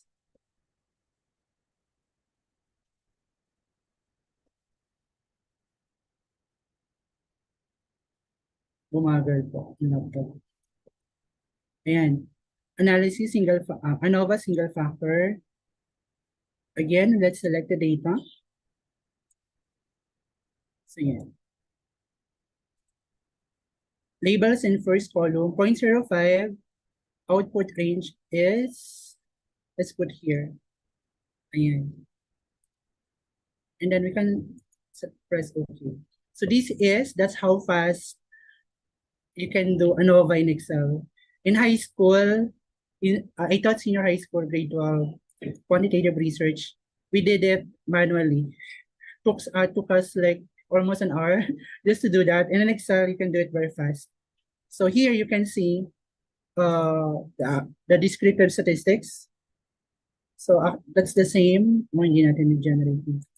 So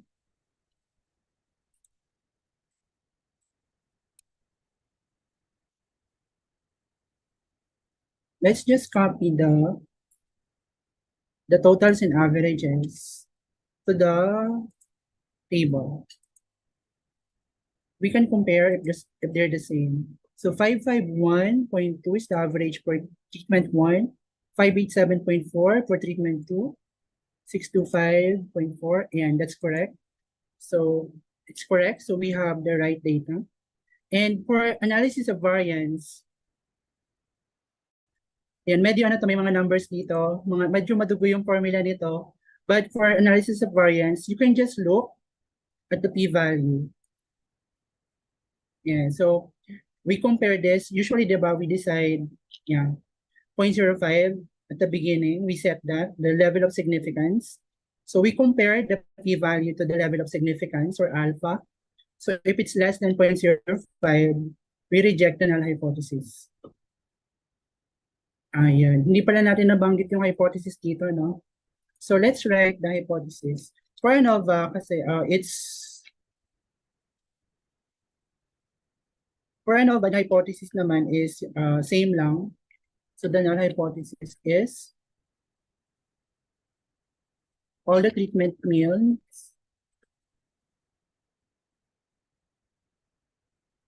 are equal.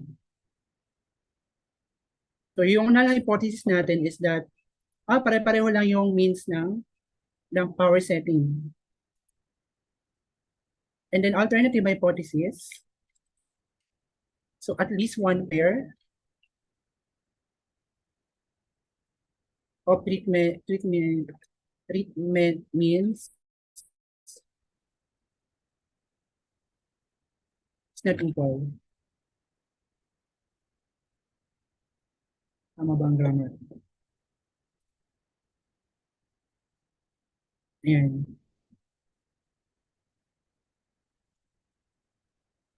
Ayan. So yan, so that's the null hypothesis. So since the p-value is, this is exponential notation, negative exponential. So 2.88 times 10 raised to negative 9. So that's a very small number. So sobrang liit niya, like 9 decimal places. Ayan. So it means that since the p-value is less than 0.05, we reject the null hypothesis. Ayan. So we reject the null hypothesis. So, yeah. So there is no sufficient evidence to conclude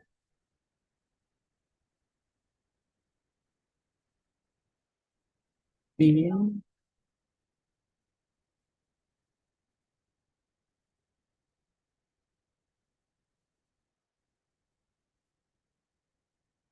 so medyo double negative siya, nakakalito. But the point is that we reject the null hypothesis. We reject na, okay na yun ka, no? Mali po to. We reject the null hypothesis. Yan. There is sufficient evidence conclude that there are at least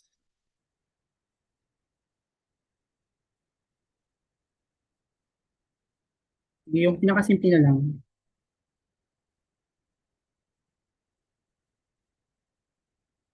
There are differences.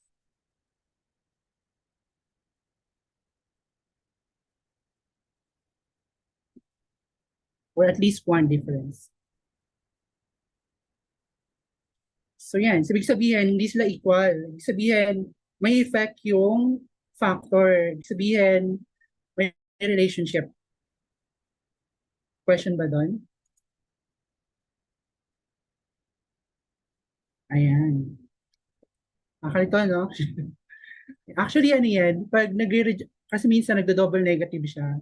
So, minsan, kailangan mo talaga siyang double check. Tama ba yung conclusion mo? So, yan. But, tapos na ba tayo doon? Actually, common mistake to sa research. Actually, even sa kasi sa masteral, pag tinuturo yung research or itong mga analysis of variance, t-test, nag-stop na sa may significant difference, walang significant difference. So, hindi na nagkakaroon ng model adequacy checking. But, yun, hindi pa siya tapos. Okay? You concluded this, but this is still tentative. We still have to check the model assumptions. Okay? So,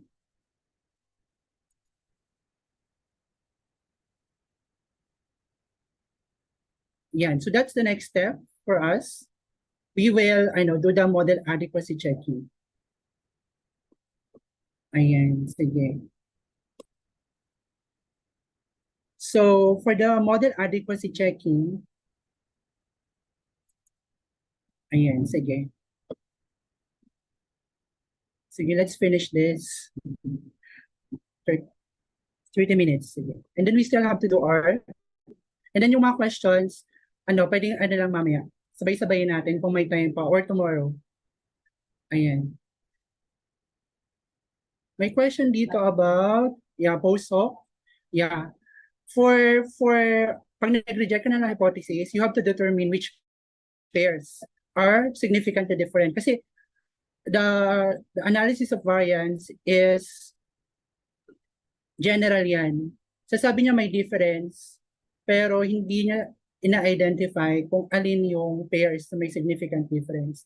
So you have to do post-hoc, like 2-case HST, and marami pang iba na options. Sa SPSS, i-click mo lang siya sa options, and you can determine kung alin yung may significant difference. Pero yon, that will be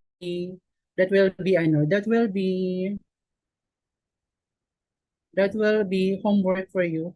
Kasi medyo advanced na yon. Kasi marami pa yan. May contrast, testing of contrast, orthogonal contrast. So, medyo advanced na yon. So, overview pa lang muna tayo. Yeah, yung per effect size, yeah, you can do that. Yeah, there's a formula for that, but yeah, I think I forgot the formula, but it involves the standard deviation. Okay? So you can see yung effect size.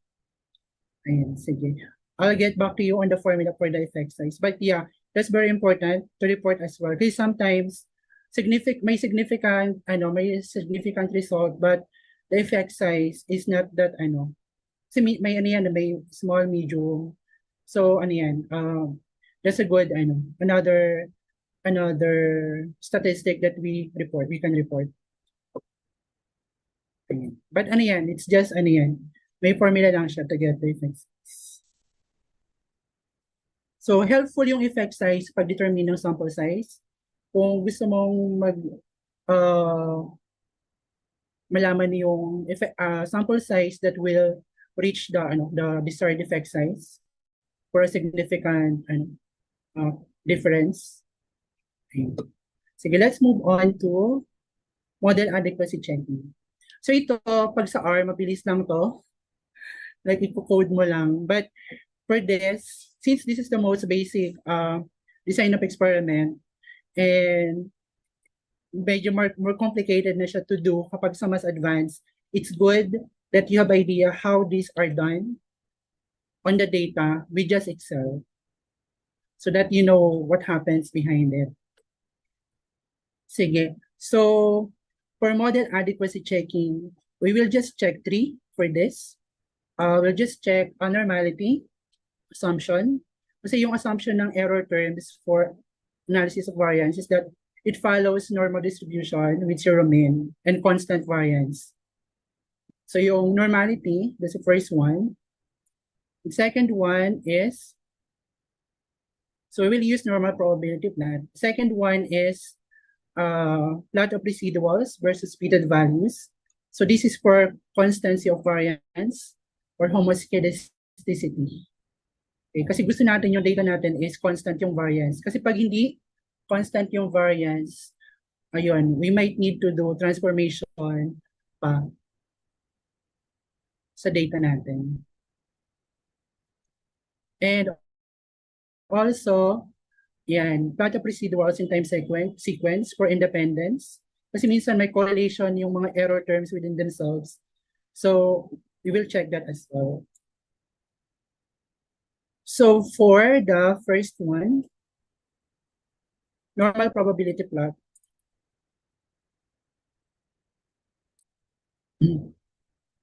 Ayan. So, again, let's copy the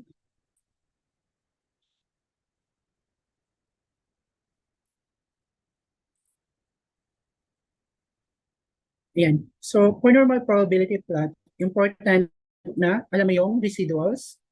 So, residuals is just the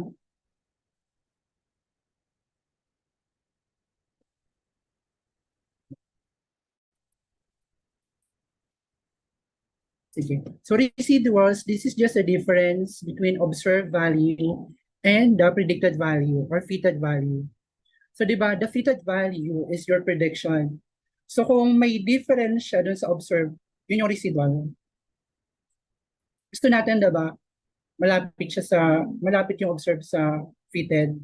Sabihin, okay yung prediction natin. Na-model natin ng tama. So, yung residuals, by studying the residuals, we can see yung kung okay ba yung model natin. So we just subtract the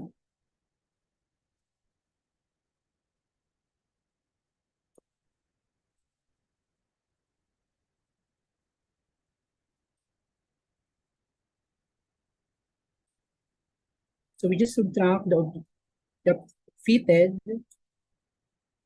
from the observed. So the fitted is the average.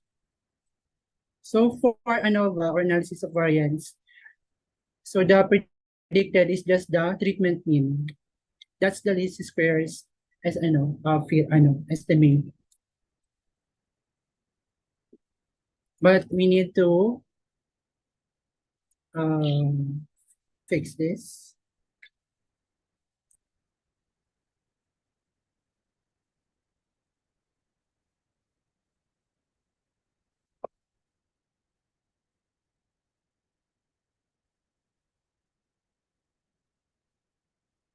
Ayan. May other ways to do this, but ayan. Okay na to kasi for treatment. So observe minus fitted. And then we fix so the shortcut for observed reference, I think naalala nyo pa, TO1, F4 for function F and F4.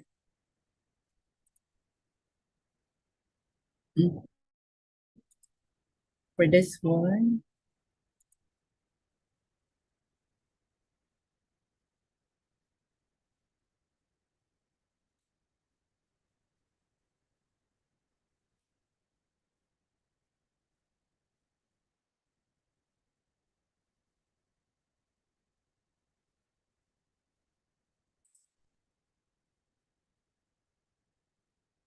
let's fix it. So these are the residuals. Now the data is in the wide form. Naka-wide to. So we need to convert it to long form. So we need to convert it to this. Kung mayroon sa inyo nagpa-power query, there's an easier way to do it. You just do unpivot. But since beyond scope natin ng power query, let's just do it manually. Konti lang naman. So as you can see here, we have 4 residuals for the first treatment, diba? 160. So we converted the treatments as in the long form. So ito yun. 5. Okay? So 160. So dapat yung 23.8 nandito, yung negative 9.2 nandito. So parang naka-long form siya. So we just use the transpose. So medyo manual. So patience. So pace special. May shortcut din to, pero let's just do the dialog box. So values transpose. So isa-isahin. So ito pa rin yung data natin, naka-long form lang.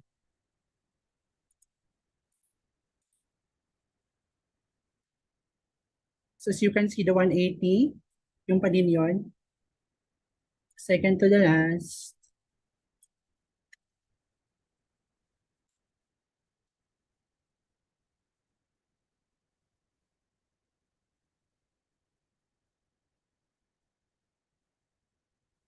Hope you're still okay. Ayan, sige.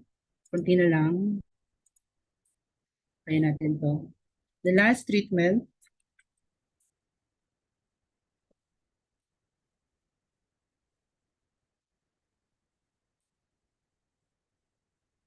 Ayan.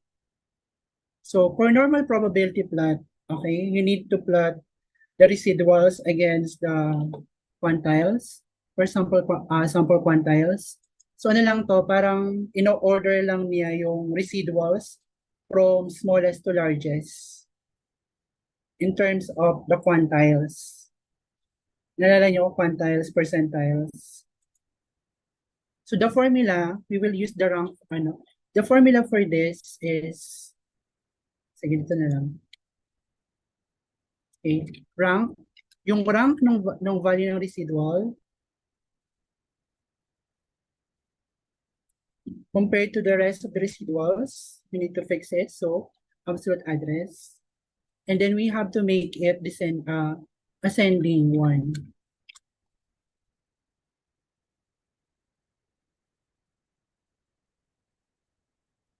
And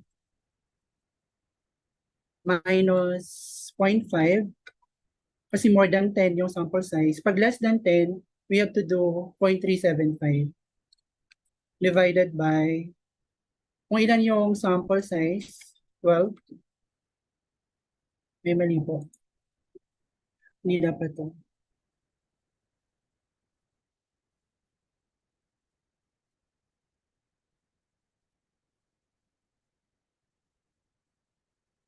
Ulit. Yung rank ng residual compared with the rest of the data, the residuals, minus 0.5 divided by 2. Ayan. What the rank should be, the ranking should be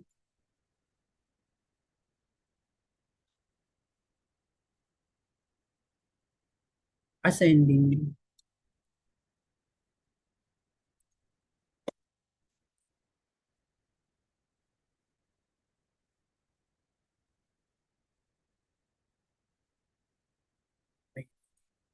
Wait lang, ba't nagkakamali po tayo?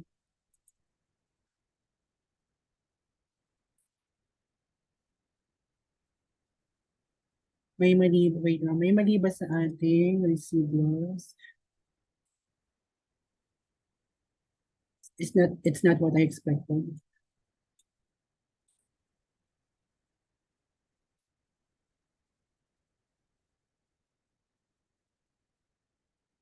Okay, tama naman.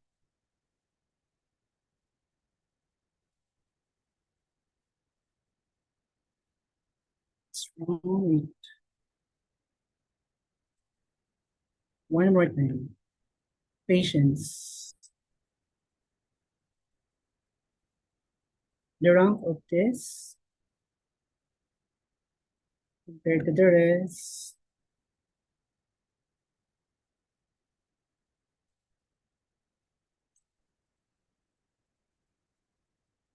It should be ascending.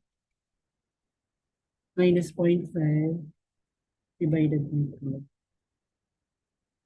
So, wait lang.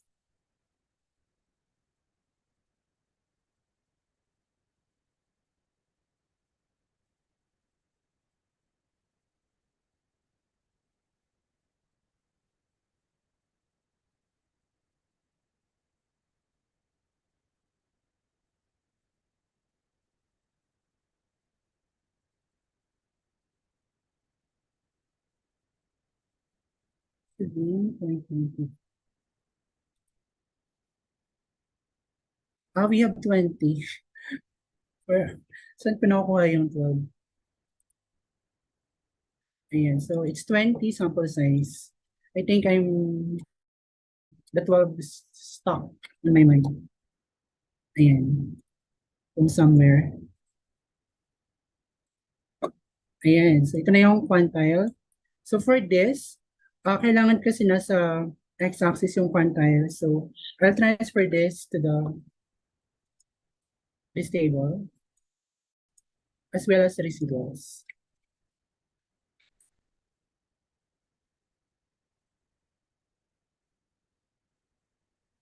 Ayan. Now we can do the scatter plot for this. Okay. Ayan. So this is the normal probability plot.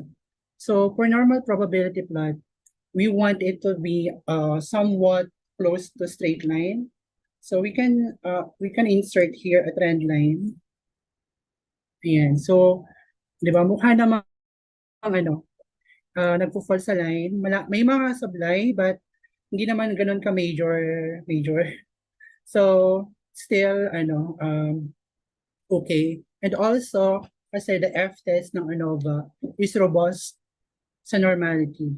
So yan. So with this, we can see na yung error terms are more or less normally distributed. And yan, yeah, normally distributed. So that's for the normal probability po. Sige, since malapit na tayo mag-time. Sige, I think I'll demo also na lang yung normal probability plot sa R so that you can see how it's done. And then the rest of the model adequacy checking will continue tomorrow. So wait, let's do R.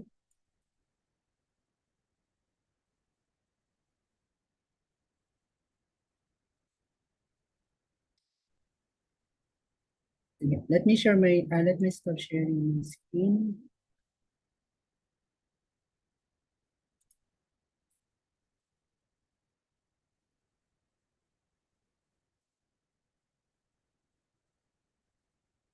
Okay, let's do some R.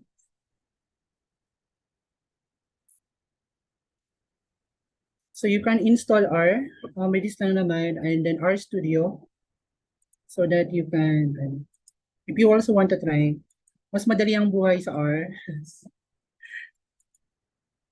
Python daw, sabi ni Jane. Joke. Ayan, so ito yung code natin. Naka-upload din to sa, sa folder. So for this, you just need to input your data. So baka may other faster way to do this, but you can do it like this.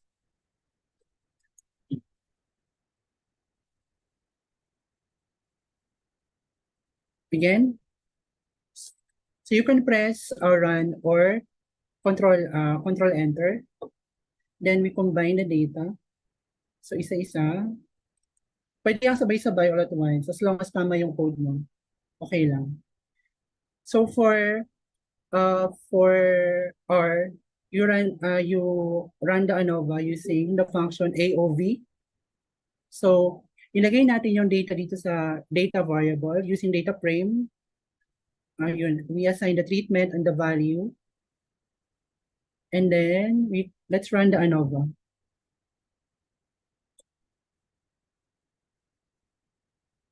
Ayan. Then we can have the result of the ANOVA.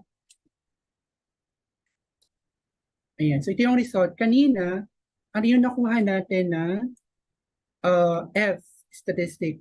So the F statistic we found earlier is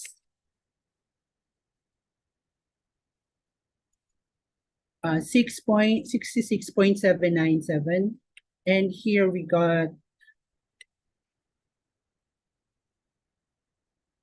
66.8. So rounded up. So same ANOVA result. So after we got ANOVA, we need to generate the residuals. So di ba sobrang dali lang? Residuals lang function and you have the residuals already. And you can create the QQ plot using QQ norm. So residuals yung ating sa QQ line. Ayan.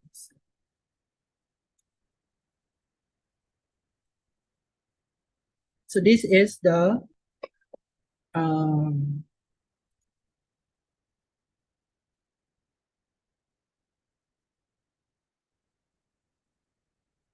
so this is the normal probability plot.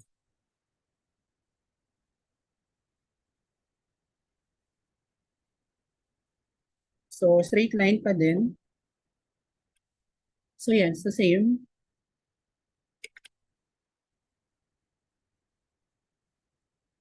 So yan. And may other formal tests pa ng normality like Shapiro-Wilk, Anderson-Darling. But yun, better pa din talaga yung yung sa chart as a scatter plot kasi kita mo yung points. Sometimes kasi may limitations yung formal testing. So that's why it has to be done paired with scatter plot. Ayan. May question po ba?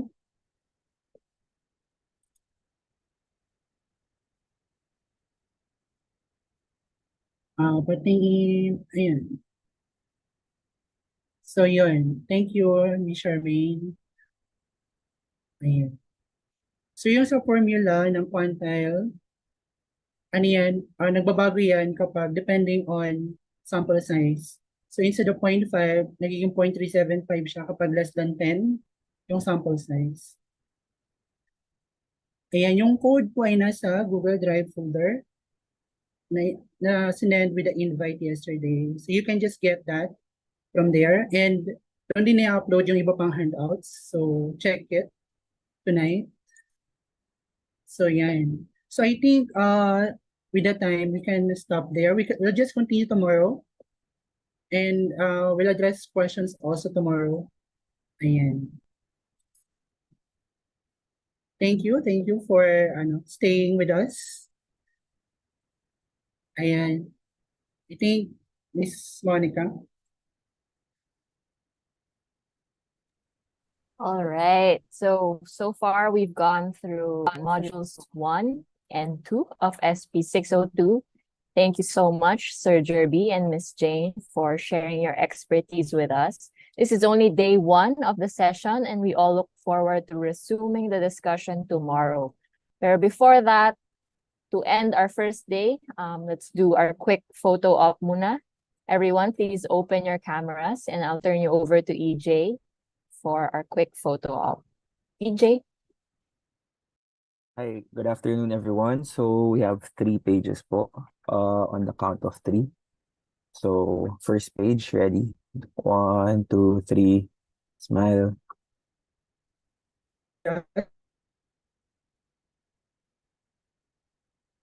Then next page po. 1, 2, 3, smile.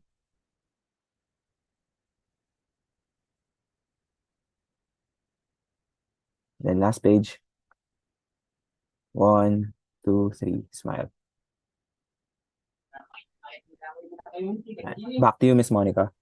All right. Thank you, EJ. Thank you also for joining us this afternoon, Spartans. See you again tomorrow. Same time, same link for day 2 of our live session. The final course assessment will be given at the end of the session tomorrow. Stay safe, everyone. Ingat. Bye.